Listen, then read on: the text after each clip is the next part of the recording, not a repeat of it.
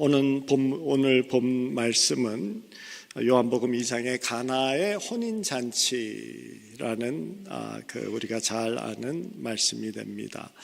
2장 1절에 사흘째 되는 날이라고 시작하고 있습니다.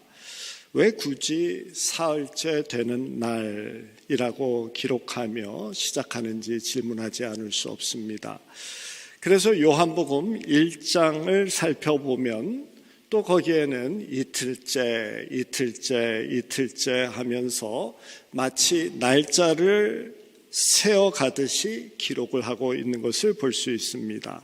그렇게 따져 올라가다 보면 사흘 전이 아니라 일주일 전으로 거슬러 올라가게 됨을 봅니다. 정확하게 일주일 전부터 있었던 일들이 기록되어져 있습니다. 요단강에서 세례를 베푸는 세례 요한에게 많은 군중들이 몰려들자 예루살렘의 제사장과 레위인들이 사람을 보내어 그가 그리스도인지를 알아보게 합니다. 요한이 답합니다. 나는 그리스도가 아니다. 1장 20절의 말씀이죠. 요한이 드러내어 말하되 숨기지 아니하고 드러내어 말하는 말이 나는 그리스도가 아니라 한데, 이 날이 바로 혼인잔치로부터 7일 전이 되어집니다. 그리고 29절에 이튿날이라고 기록을 합니다. 그러니까 이제는 6일 전이 되어지죠. 요한이 예수님께서 오시는 것을 보며 보라 세상죄를 지고 가는 하나님의 어린 양이로다라고 29절에 말씀을 합니다. 그리고 35절에 보면은 또다시 이튿날이라고 씁니다.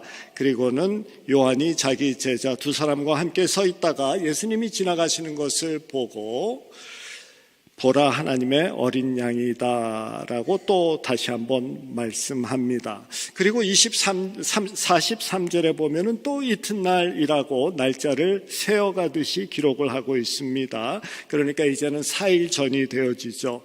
예수님을 만난 나다니엘이 선생님은 하나님의 아들이시오 이스라엘의 왕이십니다. 메사야입니다 라는 말입니다. 이 날이 4일 전이 되어집니다.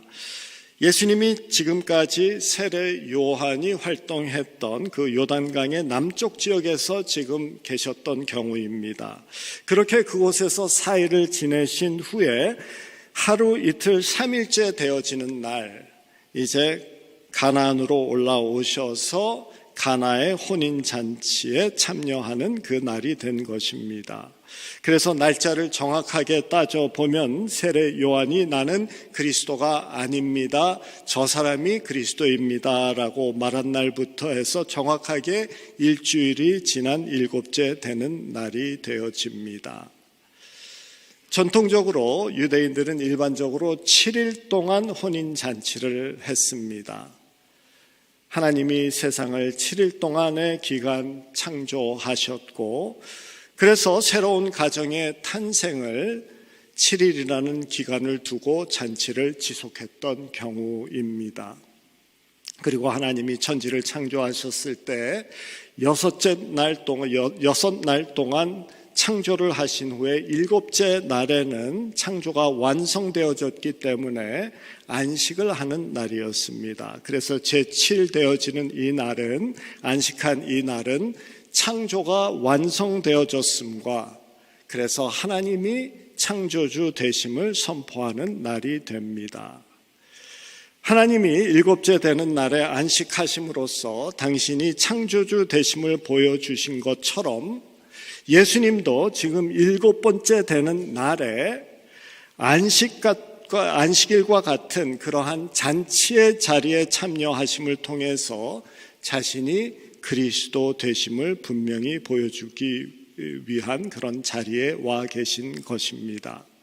그래서 2장 1절에 사흘째 되는 날이라고 확실하게 언급하면서 세례 요한과의 만남으로부터 정확하게 7일 되어지는 날이다라고 기록하고 있는 것입니다.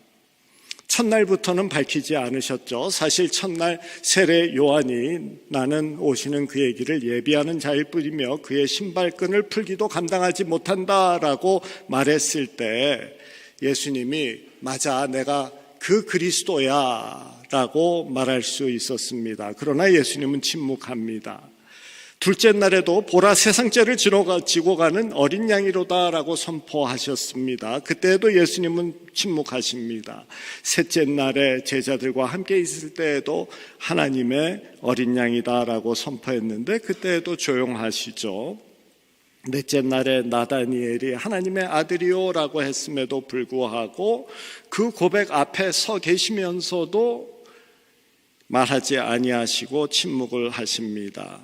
그런 후에 그렇게 4일이 지난 후 2장 1절에 와서 7일이 되어졌을 때 이제 말씀을 하시는 것이죠. 7일 되어서 안식일과 동일한 혼인 자리를 통해서 예수님은 자신이 누구인지를 말씀하십니다. 2장 11절 말씀입니다.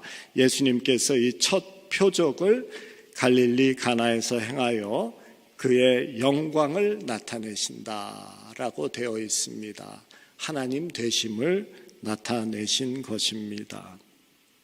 오늘 본문은 이렇게 창조의 일주일과 연관되어졌음을 기억하면서 이 말씀을 함께 살펴봅니다. 혼인잔치는 일생을 출발하는 부부를 마음껏 축제하는 그러한 축제의 자리가 되죠. 예수님이 초대받은 가나의 혼인잔치도 마찬가지였습니다. 그런데 오늘 말씀에서 이 잔치에 문제가 생깁니다. 3절 말씀이죠. 포도주가 떨어진지라 예수의 어머니가 예수에게 이르되 저들에게 포도주가 없다 하니, 잔치의 중요한 요소가 되어주는 포도주가 부족한 것입니다. 포도주는 유대인들에게 일상적으로 음료수와 같은 역할을 했습니다. 그렇다고 흥을 돋구는 술의 역할을 전혀 하지 않았다라는 것이 아니고 혼인잔치의 분위기를 흥겹게 만들어주는 중요한 역할을 했습니다. 그래서 잔치에는 반드시 있어야 한 필요한 음료수였습니다. 당시 랍비들은 포도주가 없으면 기쁨이 없다라고 말할 정도였습니다. 이제 이 잔치의 흥이 깨지고 사람들의 얼굴이 일그러지게 되었습니다. 그런데 고대의 기록을 살펴보면은 잔치에 포도주가 떨어졌다라는 것은 그냥 얼굴에 인상 쓰는 그 정도의 수준이 아니라 그냥 즐거움이 모자란다라는 의미 이상이었습니다. 이런 경우는 잔치를 베푸는 집안의 큰 실수, 이 정도가 아니라 욕을 먹게 되어져 있고 봉변까지도 당하게 되는 경우라고 합니다.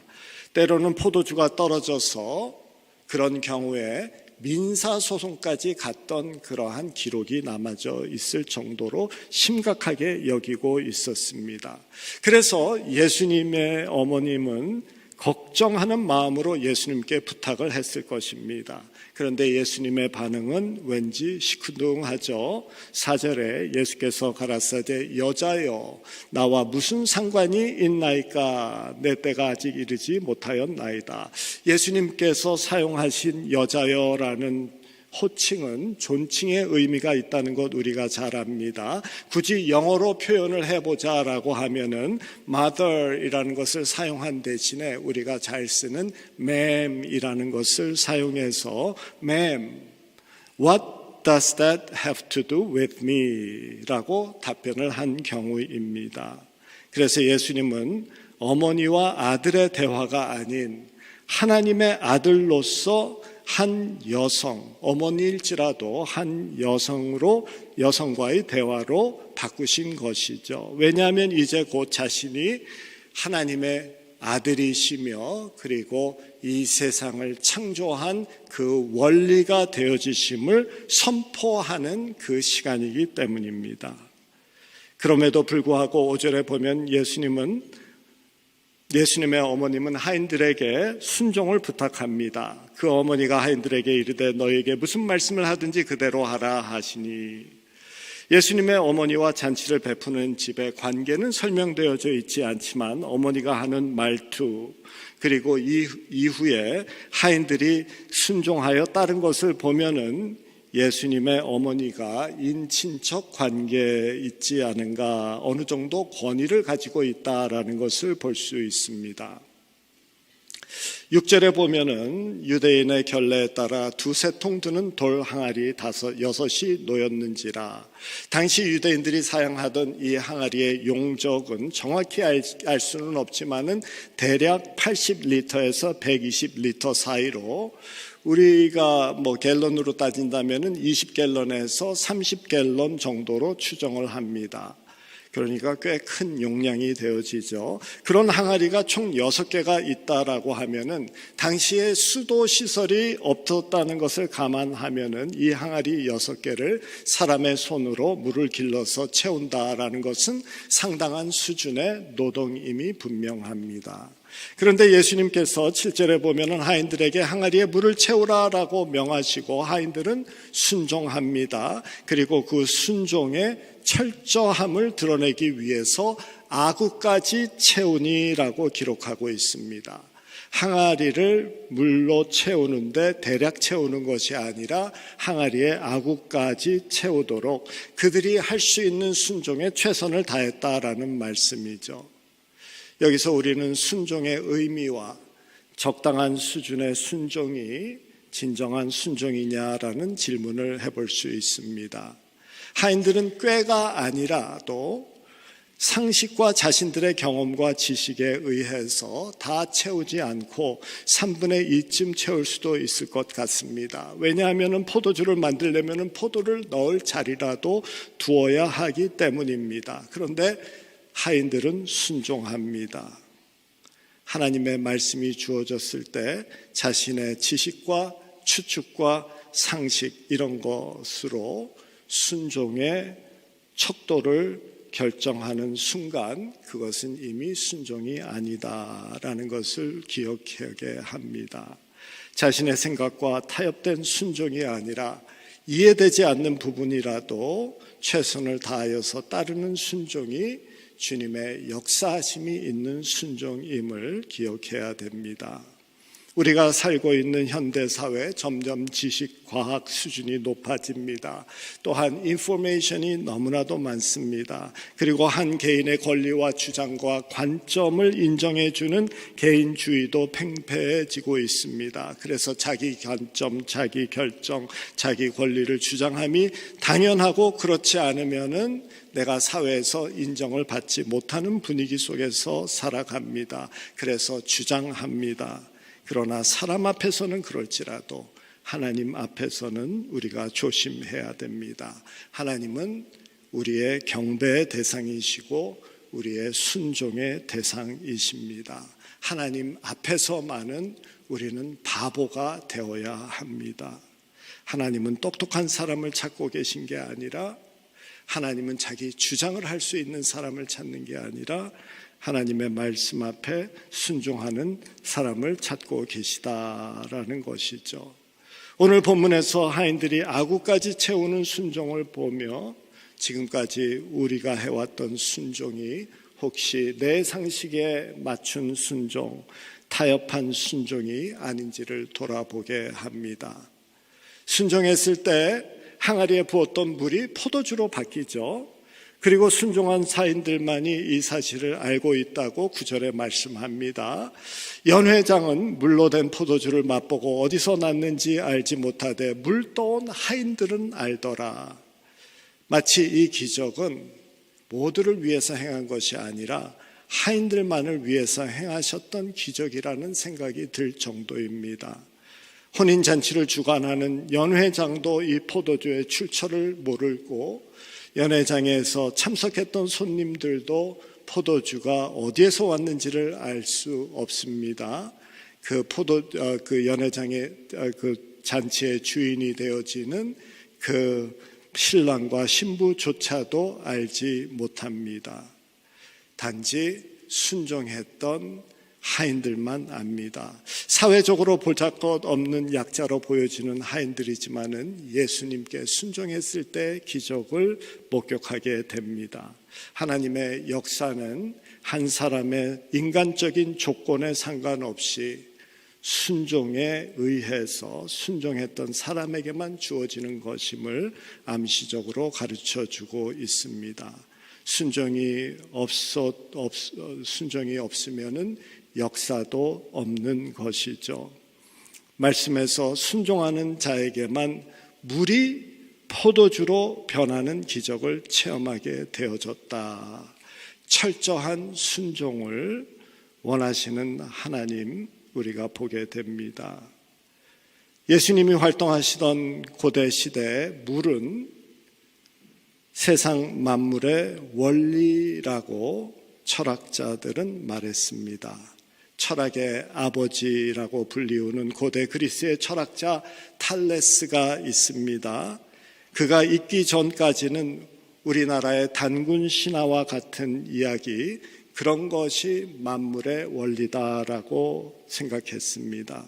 그런데 철학자 탈레스가 와서 물이 없이는 새싹이 트지 않고, 물이 없으면 식물이 자라지 않고, 물이 없으면 사람이 살 수 없기 때문에 물은 만물을 이끌어가는 원리, 로고스라고 말했습니다.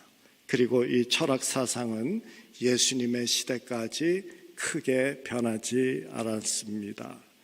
세상의 원리, 로고스가 물이라고 생각하는 시대의 사람들에게 예수님께서는 7일 만에 자신이 하나님의 아들이심을 드러내시면서 만물을 주장하는 원리는 물이 아니라 물을 포도주로 만드시는 예수 그리스도이심을 선포한 것입니다. 그래서 요한복음 시작이 되어지는 1장 1절에 이렇게 선포하죠. 태초에 말씀 로고스가 계시니라. 이 말씀이 하나님과 함께 계셨으니 이 말씀은 곧 하나님이시니라. 그리고 2장에 가서는 처음으로 행하신 기적이 세상이 생각하는 이 세상의 원리, 물, 로고스가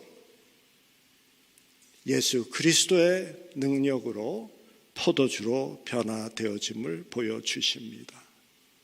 만물은 세상이 이야기하는 세상의 원리가 아니라 하나님의 말씀, 예수 그리스도의 그러한 이끄심에 따라서 주관되어진다라는 선포가 되어지죠.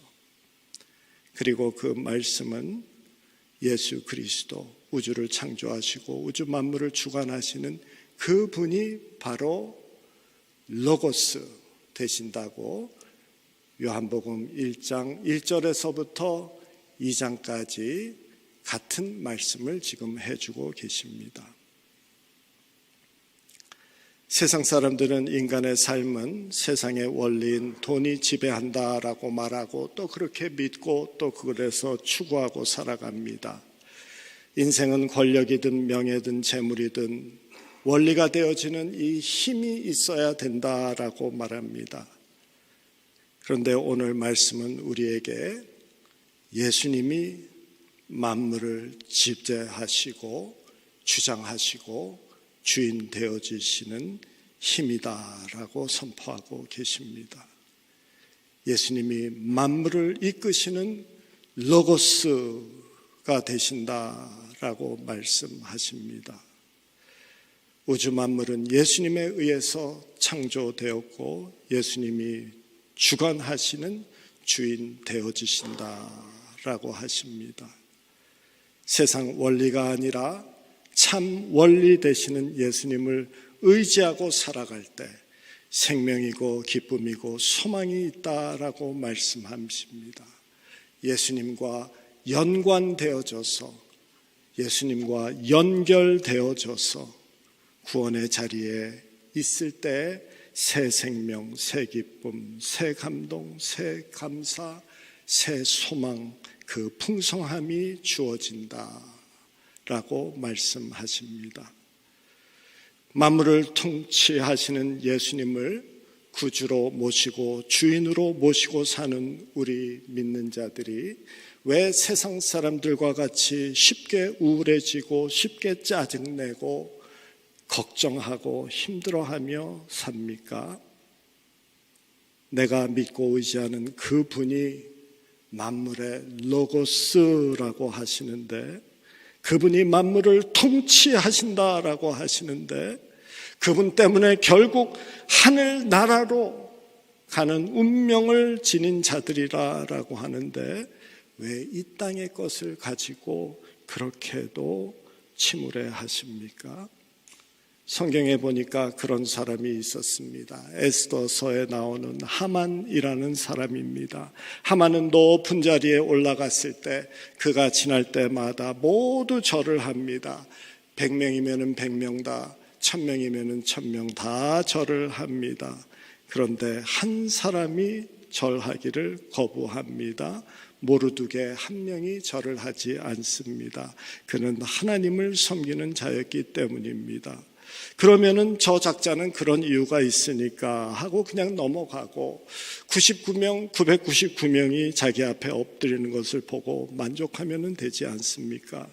그런데 999명이 하고 있어도 한 명이 하지 않기 때문에 그것에 꽂혀서 밤에 잠을 못 자고 끙끙 앓고 있습니다. 우울해지고 기분이 상합니다. 그래서 결국 일을 저지르고 맙니다. 그리고 자신이 저지른 일로 인해서 자신의 인생이 완전히 망가져 버리죠.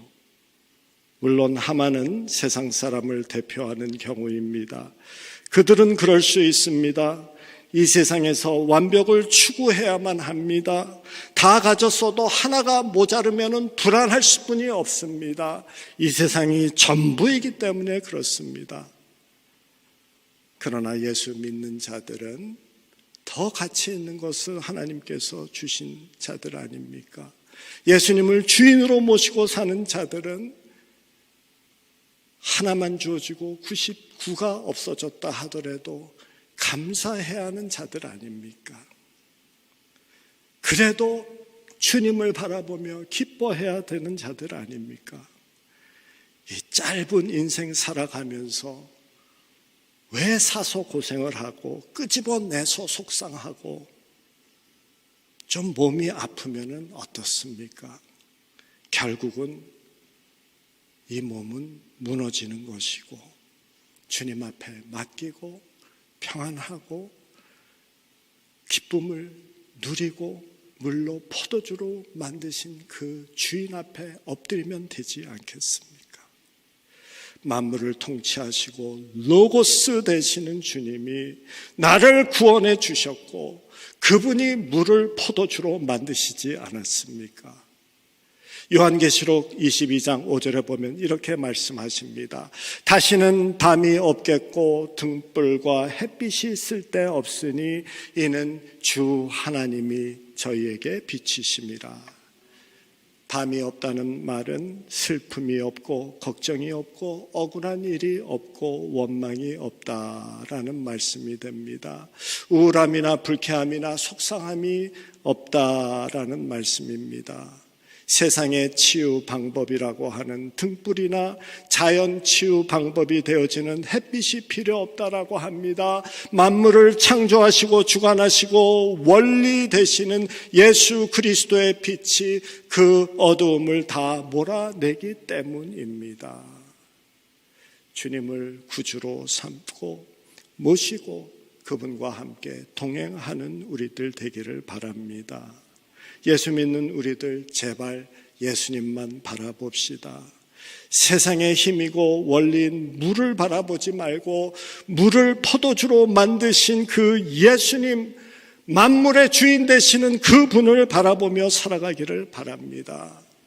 기분 나쁜 거 하나 가지고, 걱정되는 일 하나 가지고, 원망되어지는 일 하나 가지고, 불쾌한 일 하나 가지 때문에 구원으로 얻은 이 복된 인생을 망가뜨리지 않기를 바랍니다.